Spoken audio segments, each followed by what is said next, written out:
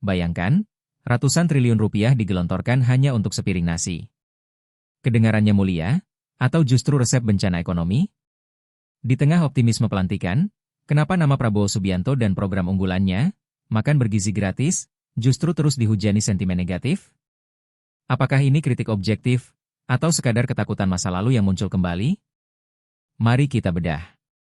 Sentimen negatif terhadap program makan bergizi gratis, MBG, dan sosok Prabowo Subianto tidak muncul dari ruang hampa. Ada alasan fundamental di baliknya. Pertama, mari bicara soal angka.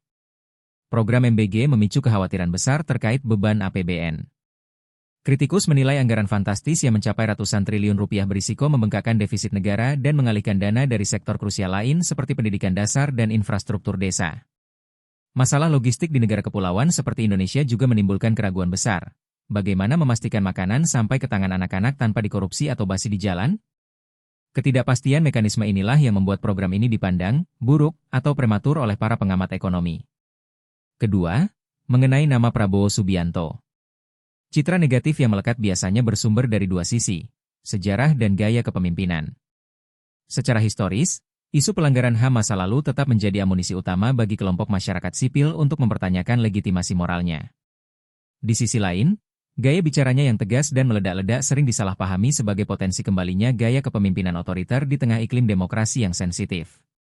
Bagi para penentangnya, sosok Prabowo dianggap merepresentasikan kembalinya dominasi militer dalam ranah sipil yang seharusnya murni demokratis. Namun, penting untuk diingat bahwa nama buruk ini bersifat subjektif.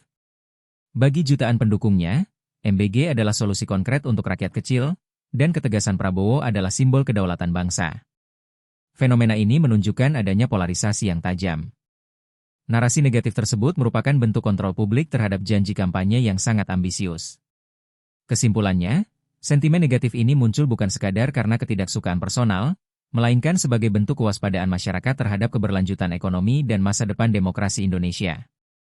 Bagaimana menurut kalian? Tulis di kolom komentar.